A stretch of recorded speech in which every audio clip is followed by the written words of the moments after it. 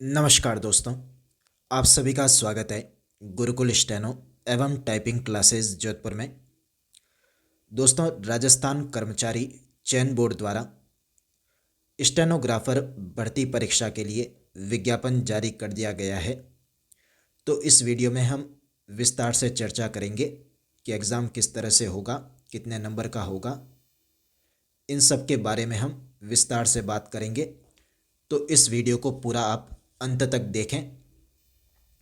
तो राजस्थान कर्मचारी चयन बोर्ड द्वारा शीघ्र लिपिक यानी स्टेनोग्राफर भर्ती परीक्षा के लिए टोटल 474 पदों पर स्टेनो की भर्ती जारी की गई है, जिसमें से 194 पद शासन सचिवालय और 280 पद बाकी के जो अधीनस्थ विभाग हैं उनके लिए स्टेनो की भर्ती निकाली गई है।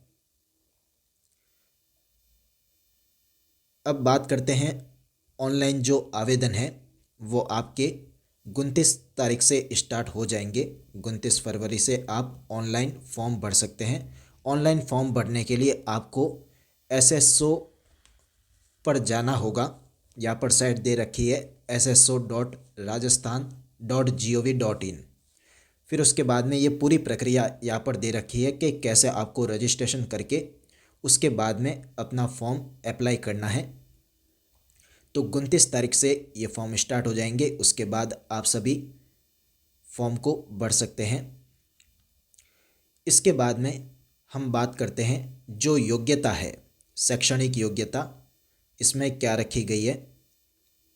तो इसमें आपकी 2 शैक्षणिक योग्यता होनी चाहिए। एक तो आप 12th पास होने चाहिए, चाहे आप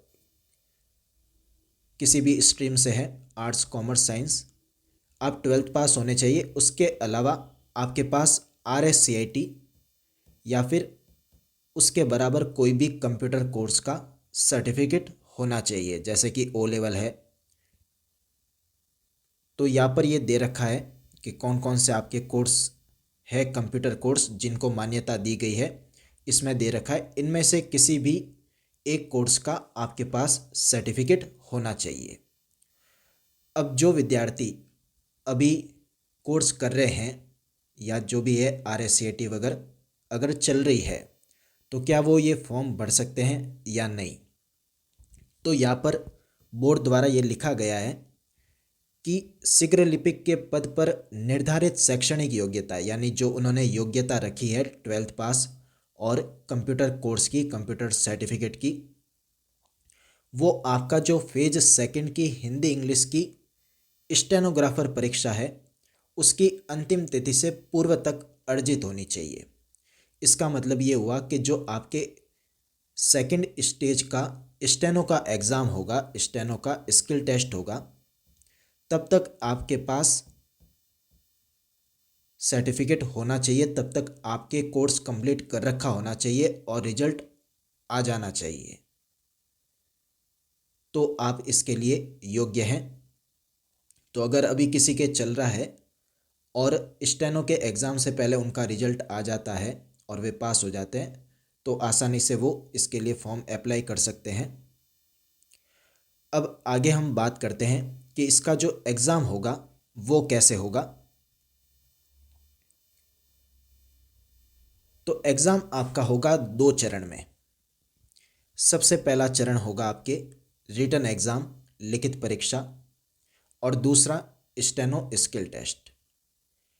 अब जो आपके पहला चरण होगा उसमें आपके 2 पेपर होंगे।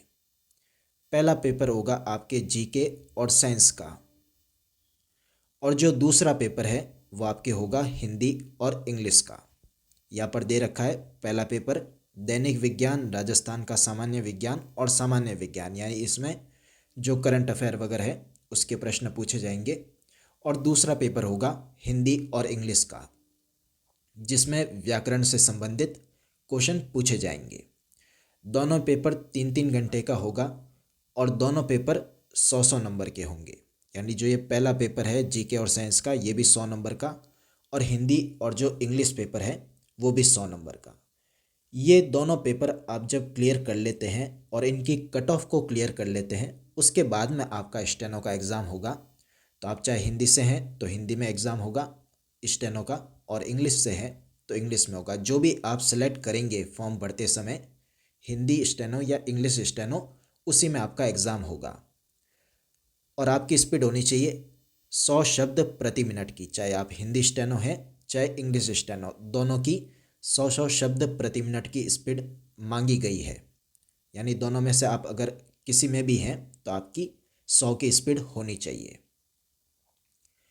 जो आपके पहला पेपर होगा रिटन का, वो आपकी टोटल 200 नंबर का होगा, 100 और 100। और जो आपके स्टेनो का पेपर है वो आपके 100 नंबर का होगा, यानी टोटल 300 नंबर का ये पेपर है दोनों मिलाकर। अब बात करते हैं कि रिटन का जो पेपर होगा उसमें आपको कितने नंबर लाने ज़रूरी है, और कितने नंबर होने पर आप सेकंड स्टेज का जो एग्ज़ाम है स्टेनो स्किल टेस्ट, वो आप दे सकते हैं। तो हम इसको पढ़ेंगे, सभी ध्यान से सुने।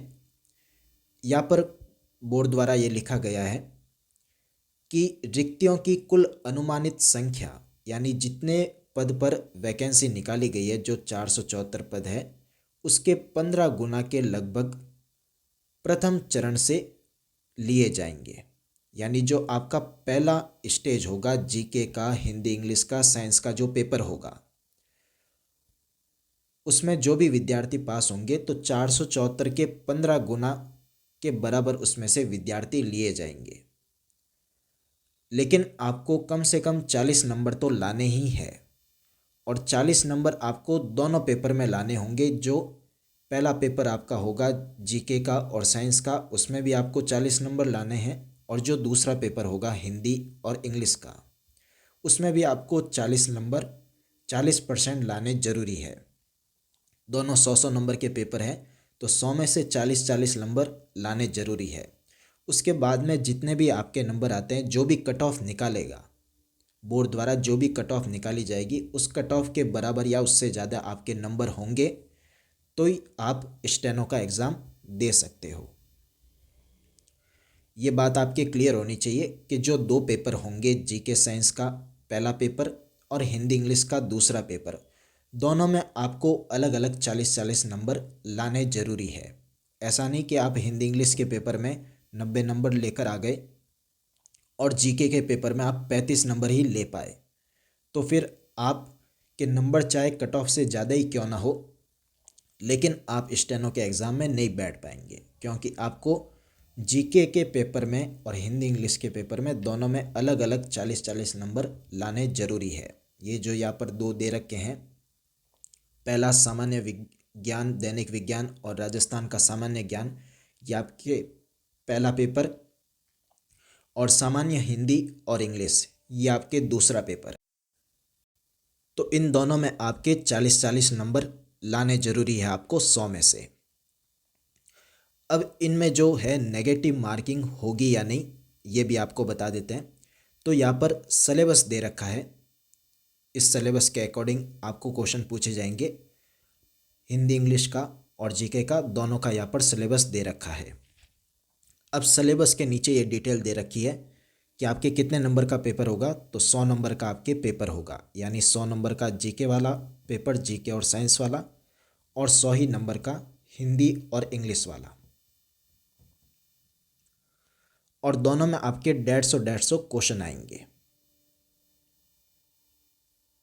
ये दोनों पेपर अलग अलग है, ये फर्स्ट पेपर और ये सेकंड पेपर, दोनों में 100 नंबर का पेपर है और 150 क्वेश्चन आएंगे, और 3 घंटे मिलेंगे आपको, इसमें भी 3 घंटे, इसमें भी 3 घंटे।